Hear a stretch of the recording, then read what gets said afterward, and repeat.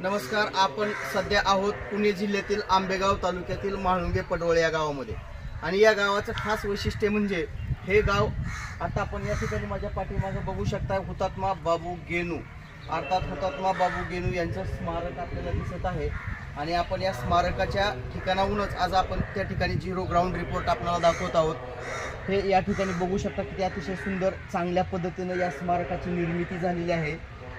आणि या ठिकाणी हुतात्मा बाबू गेनू जे होते त्यांच्या इतिहासाला कुठंतरी चालना मिळावी, त्यांचा इतिहास येणाऱ्या तरुण पिढ्यांना कळावा, त्यांचं योगदान त्यांचं बलिदान या देशासाठी कशा प्रकारे होतं ते या ठिकाणी लिखित स्वरूपात या ग्रामपंचायतच्या वतीनं असेल शासनाच्या वतीनं असेल लिहून ठेवण्यात आले. त्यांच्या वडिलांचं नाव होतं गेनू कृष्णा सईद, आईचं नाव कोंडाबाई. त्यांना 3 भावंडं होती. 3 भावंडाची नावं होती भीमाजी, कुशाबा आणि नामाबाई. बहीण होती एक नामाबाई नावाची. परत बाबू गेनू ते शेतकरी कुटुंबातील होते. 2 वर्षाचे होते तेव्हा त्यांच्या वडिलांचं निधन झालं. त्यांची आई त्यांच्या मुलांना घेऊन मुंबईला आल्यानंतर लोअर परळमध्ये 12 नंबरच्या चाळीत राहत होती. धाकू प्रभूवाडीतील गोडपदेव येथे चासकर चाळीत राहू लागल्यानंतर पावसाळ्यात त्या शेती करावयास गावी येत पवार या नातेवाईकांच्या शेळ्या मेंढ्या व गुऱ्या वळण्याचे काम बाबू गेनू करत असत. अशा प्रकारे या ठिकाणी माहिती दाखवलेली आहे. त्याच पद्धतीनं ते कसे जनावरं चालत होते त्यांच्या सवंगड्यासोबत हे या चित्राच्या माध्यमातून दाखवलेलं आहे. बाबू गेनू गावी असताना ते आपल्या मित्राबरोबर कळंब गावाहून मंचरला जात असताना लष्कराच्या गाड्या चाललेल्या त्यांना दिसल्या. त्या ब्रिटिश गोऱ्या गाडीवाल्यांनी रस्त्याने जाणाऱ्या 5-6 वाटसरूंना उडवले आणि हे उडवून टाकलेले मृतदेह पाहून बाबू गेनू यांचा आत्मा कळवळला. त्यांना त्याचा खूप राग आला. त्यांनी त्या टोपीवाल्या साहेबांच्या गाडीवर दगडफेक केली, पण गाड्या लांब निघून गेल्या होत्या. वाटसरू कोणाचे पाय तर कोणाचे हात मोडले होते. बाबू गेनू व त्यांच्या मित्रांनी त्यांना मदत केली. या प्रसंगातून यांचा ब्रिटिशावरचा राग दिसून आला. नंतर ते मुंबईत काँग्रेस पार्टीत सहभागी झाले व पोटासाठी काय होईल ते गोदीत हमाली करू लागले. या ठिकाणी कशा प्रकारे हमाली करत होते त्या इतिहासाला या ठिकाणी दिसत आहेत, चालना देण्यात आलेली आहे. पोती दिसत आहेत, काही हमाल बांधव दिसत आहेत, एक वाहन दिसत आहे त्याच्यामध्ये ते लोड करालेले दिसून येत आहेत.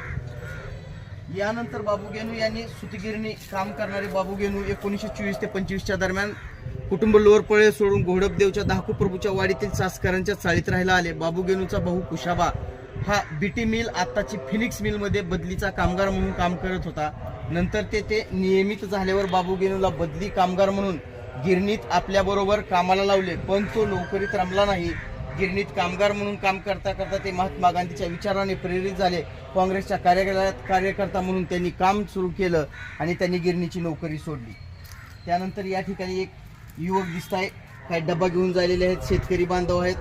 ब्रिटिश राजवटीच्या या ठिकाणी मिल दिसते आहे आणि इकडे ब्रिटिश अधिकारी दिसत आहेत.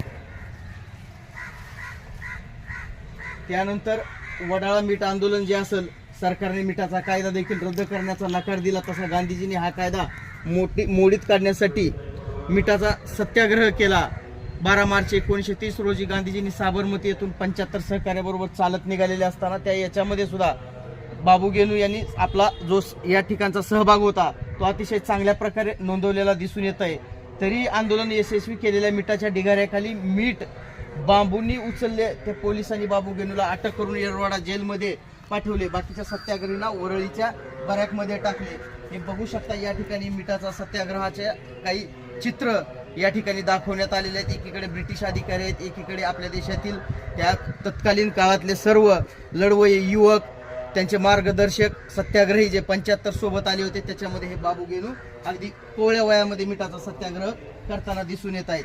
आणि सायमन कमिशन जे झालं होतं, सायमन गो बॅक, त्या सायमन कमिशन 1919च्या मॉन्टेग्यू चेम्सफोर्ड कायद्याने दिलेल्या सुधारणा त्या मान्य नव्हत्या. म्हणून त्या 1927 मध्ये सरकारने सायमन कमिशनची नियुक्ती केली होती आणि त्याच्यावर बहिष्कार घालण्याचा निर्णय बाबू गेनू व त्यांच्या पथकाने घेतला.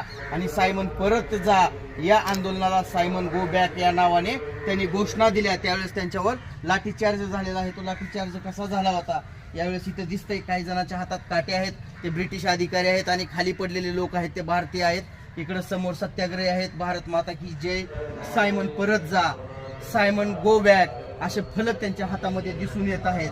आणि त्यानंतर ब्रिटिशांनी काळबादेवी रोडवरील मुलजी जेट्टा मार्केटमधील गोदामाता मँचेस्टर मिलचे कापड ठेवले होते, ते बाहेर घेऊन जाणार होते. तो दिवस 12 डिसेंबर 1930 सकाळी 11 वाजता न्यू हनुमान गल्लीत भांगरवाडी थिएटर समोर परदेशी कापडाने भरलेल्या गाड्या अडविण्याचे सत्याग्रही जमले. तेथे बिहार रेवणकर, तुकाराम मोहिते त्यांचे 6 सहकारी आडवे झाले. पोलिसांनी त्यांना मागे ओढून लॉरी पुढे नेली. तोच बाबू गेनू लॉरी नंबर 7062 समोर आडवे झाले. पोलिसांनी लाठीमार केल्यावर जॉर्ज फ्रेझरने अंगावरून गाडी पुढे नेण्यास सांगितली, पण ड्रायव्हर भारतीय होता, त्याने नकार दिला. त्यानंतर इंग्रजांनी स्वतः गाडी बाबू गेनूच्या अंगावरून नेली. त्यांना लगेच जीटी हॉस्पिटलमध्ये नेले. तेथे त्यांचे निधन झाले. त्यावेळी ते अवघे 22 वर्षाचे होते. आज आपल्याला या ठिकाणचा हा 5 ते 6 वर्षाचा इतिहास त्यांचा या ठिकाणी मांडत असताना आज आपल्याकडे म्हणलं जातंय की 16वं वर्ष धोक्याचं, पण त्याचा आपण नेमका वाईट अर्थ काढतो. 16व्या वर्षी ज्ञानेश्वरी लिहिली. 16व्या वर्षी संभाजी महाराजांनी बलिदानाची खरी तयारी सुरुवात केलेली होती आणि त्याचाच आदर्श या ठिकाणी आपल्याला 16व्या वर्षात या बाबू गेनूच्या रूपाने घेतलेला दिसतो. आणि वयाच्या 22व्या वर्षी अगदी तारुण्याच्या ऐनभारामध्ये त्यांना त्या ठिकाणी स्वतःच्या जीवाचं देशासाठी बलिदान द्यावं लागलं होतं. आज अशा माणसाचं या ठिकाणी आपण बघू शकताय गाडी कशी जाते त्यांच्या अंगावरून. एकीकडे इंग्रज अधिकारी आहेत, एकीकडे त्यांच्या स्वतःचे 6 सहकारी आहेत आणि हातात तिरंगा झेंडा घेऊन बाबू गेनू या ठिकाणी देशासाठी बलिदान देत आहेत. अशा प्रकारे बाबू गेनूंचा इतिहास आपण झिरो ग्राउंड रिपोर्ट या म्हाळुंगे पडवळ, तालुका आंबेगाव, जिल्हा पुणे या ठिकाणाहून आपण देत आहोत. खेड मंचरपासून अगदी हाकेच्या अंतरावर असलेलं हे गाव, पुणे शहरापासून 40 किलोमीटर अंतरावर असलेलं हे गाव, आपण चांगल्या पद्धतीने या गावाला भेट द्यावी आणि आपल्या देशाचा येणारा इतिहास, पिढ्याला उज्ज्वल भविष्य सांगत असणारा इतिहास पुढील पिढ्यांना देत असताना अशा स्थळांना नक्कीच भेट द्यावी. यासाठी मी आज आपल्याला हा ग्राउंड रिपोर्ट दाखवत आहे. कॅमेरामॅन शहाजी आगळेसह मी मनोज जाधव, सत्यमेव जयते, एक्सप्रेस न्यूज चॅनल, म्हाळुंगे पडवळ, पुणे.